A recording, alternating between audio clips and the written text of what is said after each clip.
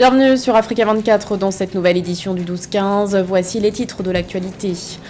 Réunion des chefs d'État de la communauté d'Afrique de l'Est en marge de la COP27 en Égypte. Au cœur des discussions, la crise sécuritaire dans l'Est de la République démocratique du Congo, région où une force régionale doit être déployée pour lutter contre les groupes armés.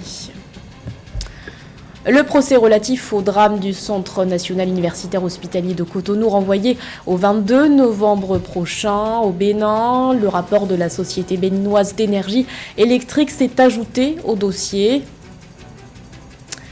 Et puis le Cameroun dévoile sa sélection à quelques jours de l'ouverture du Mondial 2022 au Qatar. Sur cette liste de 26 joueurs figure notamment Choupo-Moting. Les détails à suivre dans ce journal.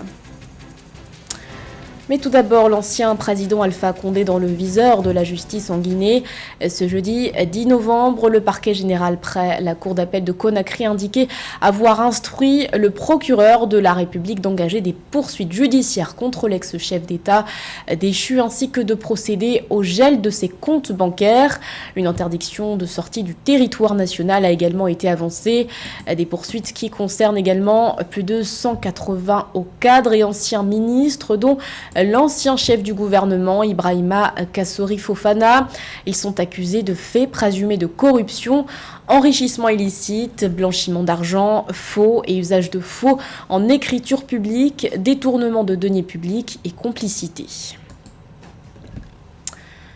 Quelle stratégie pour favoriser un retour à la paix dans l'Est de la République démocratique du Congo? La question était au cœur de consultations tenues en marge de la COP27 organisée en Égypte. Consultations qui ont réuni les dirigeants des États membres de la communauté d'Afrique de l'Est. Les chefs d'État se sont notamment penchés sur la situation au Nord Kivu, région secouée par des attaques perpétrées par le M23. Joël Ballot.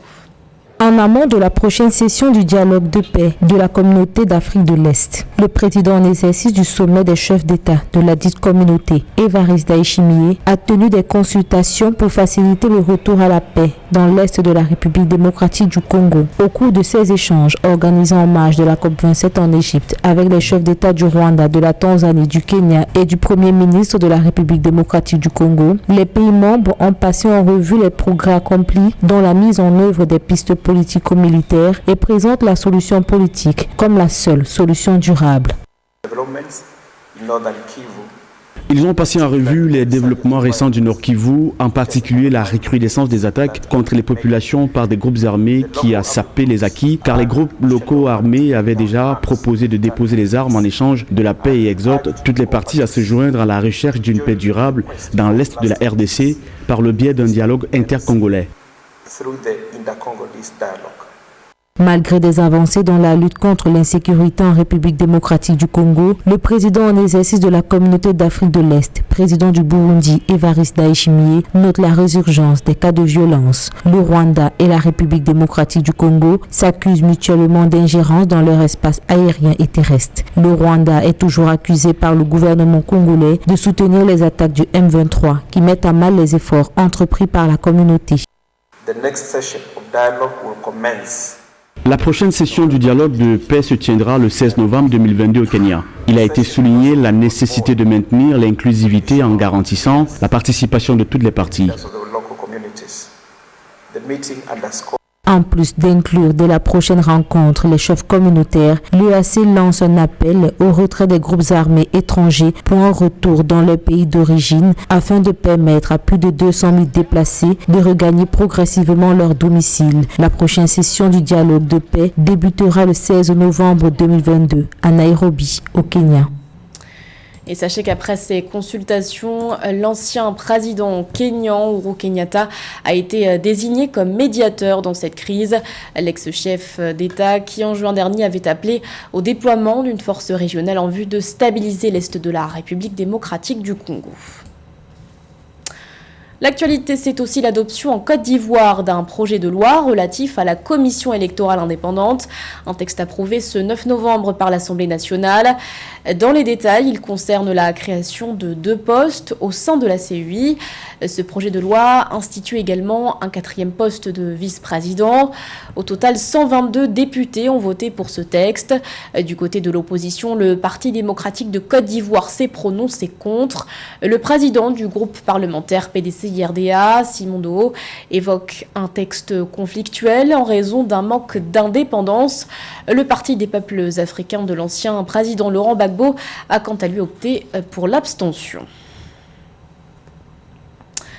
Des données encourageantes pour l'Angola. L'Institut national de la statistique a révélé une baisse du taux de chômage en une année.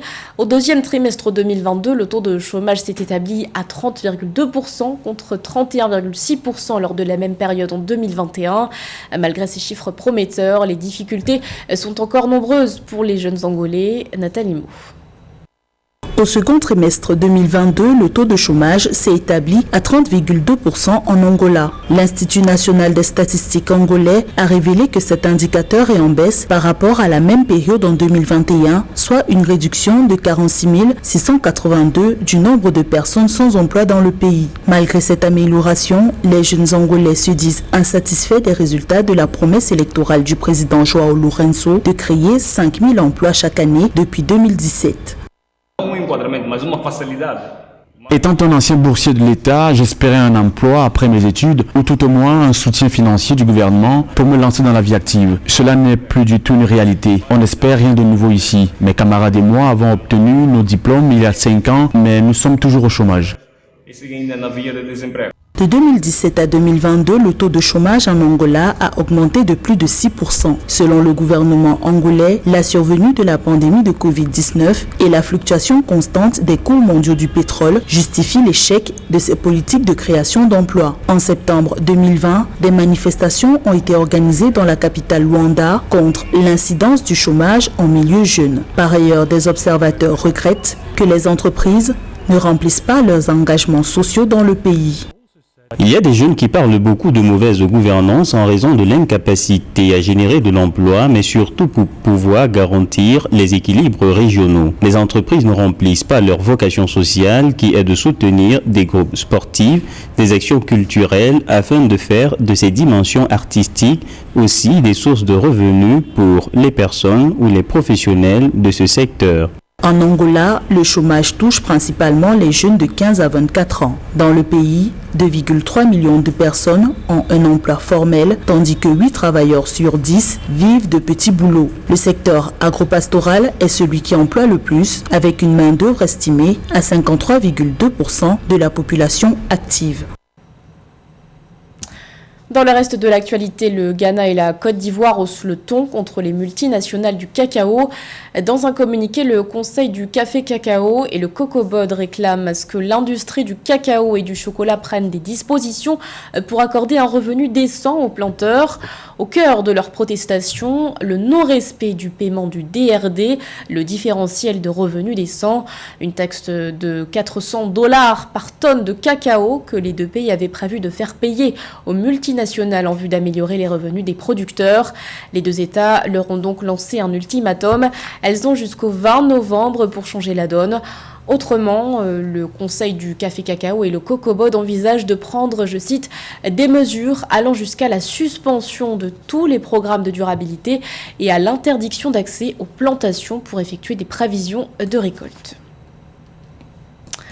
Au Bénin, le procès relatif au drame du Centre national universitaire hospitalier de Cotonou a été renvoyé au 22 novembre prochain. Un drame survenu en octobre dernier et qui a causé la mort de 4 patients en réanimation à la suite d'une coupure d'électricité. Le motif de ce renvoi, un nouvel élément a été ajouté au dossier. Il s'agit du rapport de la Société béninoise d'énergie électrique. Reportage de notre correspondant Liftionou.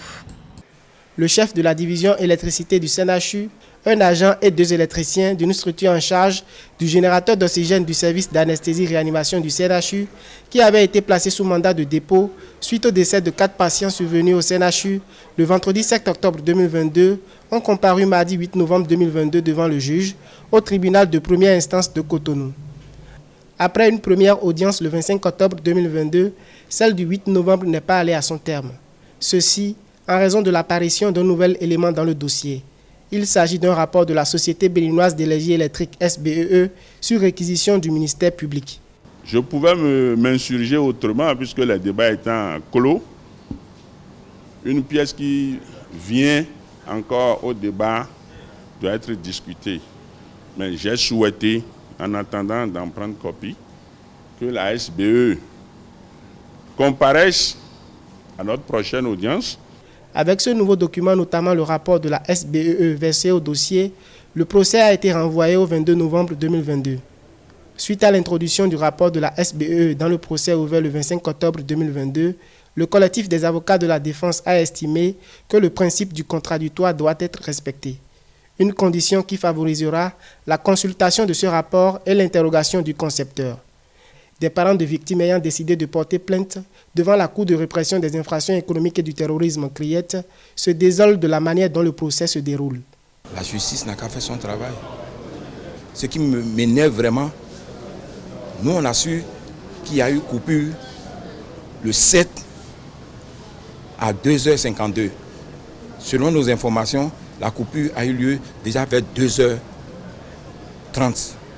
Et on nous fait comprendre que dans la journée du jeudi, il y a eu coupure.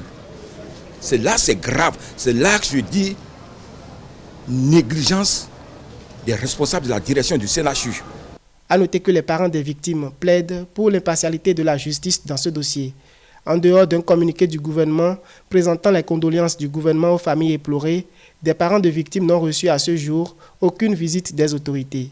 Certains ont déjà procédé à l'inhumation de leurs défunts. À l'instar des autres victimes, Dame Ariel Adeniyi, une professeure de langue française âgée de 39 ans et veuve, a laissé 2 enfants mineurs à la charge de ses parents. Le virus Ebola continue de gagner du terrain en Ouganda. La fermeture des jardins d'enfants, des écoles primaires et des écoles secondaires est annoncée plus tôt que prévu pour contenir l'épidémie. Concrètement, les écoles seront fermées d'ici le 25 novembre, plus tôt que le 9 décembre, comme initialement prévu. L'objectif est de réduire la concentration de contacts quotidiens étroits. Notons que les enfants affectés par le virus Ebola courent un risque plus élevé de succomber à la maladie que les adultes. Pour rappel, le dernier bilan officiel fait état de 135 cas confirmés et 21 probables, dont 53 décès, parmi lesquels 23 enfants. De grands retours, mais aussi de grands absents. Le Cameroun a dévoilé ce 9 novembre la liste de 26 joueurs sélectionnés pour la Coupe du Monde 2022. Sans surprise, Eric, Maxime Choupo-Moting et André Onana, en très grande forme, sont au classement. Nicolas Nkoulou, absent de la tanière depuis 3 ans, signe quant à lui son grand retour aux côtés de Christian Bassogog. En revanche, Michael Ngadeu, grand artisan des récentes victoires des Lions indomptables, est aux abonnés absents. On fait le point tout de suite avec Christian Djimadeu. Les 26 ambassadeurs du Cameroun pour le Qatar sont connus. Le sélectionneur Rigobert Song a rendu public le 9 novembre 2022 la liste des joueurs retenus pour la Coupe du Monde. Dans cette liste figurent des noms connus comme Vincent Aboubakar, Karl Toko Ekambi, Choupo-Moting, Christian Bassogog en attaque, Frank Zambo-Anguissa, Koundé Malong, Samuel Umgwet au milieu de terrain, Charles Castelletto, Faye Collins, Olivier Mbaizo, Nuhuntolo, Nicolas Nkoulou-Doubéné en défense et André Onana dans les buts. Marou Soaibou et Jérôme Ngom Beketi, tous deux évoluant dans le championnat national, seront également de l'expédition qatarienne. Les joueurs locaux aussi, qui sont à féliciter parce que c'était pas évident. Je pense qu'il y a beaucoup qui pouvaient avoir des doutes en pensant qu'ils n'arriveraient pas.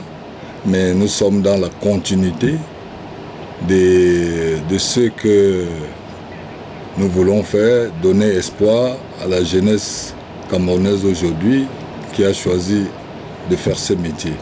La liste de Rigobert Song a été rendue publique quelques minutes après le match amical Cameroun-Jamaïque, soldé par un score de parité d'1 but partout au stade Amadou Ahidjo de Yaoundé. peu avant le coup d'envoi de l'avant-dernier match de préparation de la Coupe du Monde 2022 des Lions Indomptables, le capitaine Aboubacar Vincent et ses coéquipiers ont reçu les encouragements de la nation camerounaise et ceux du chef de l'État Paul Biya, représenté par le ministre directeur du cabinet civil de la présidence de la République, Samuel Mvondoa-Yolo. Par cet acte, il transmet ainsi la bénédiction du chef de l'État à quelques jours de la 8e participation du Cameroun à ce tournoi.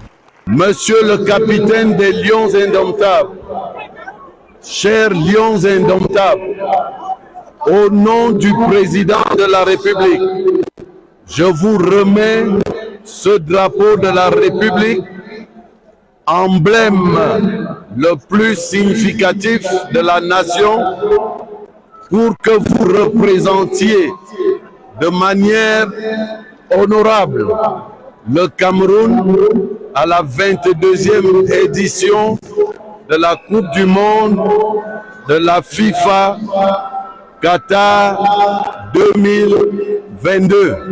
Absente du dernier mondial 2018 en Russie, il y a 4 ans, l'équipe camerounaise doit s'envoler le 11 novembre 2022 pour Abu Dhabi, aux Émirats Arabes Unis, pour boucler sa préparation face au Panama le 16 novembre prochain. Au mondial, le Cameroun jouera dans la poule G, où sont logés la Suisse, la Suède et le Brésil.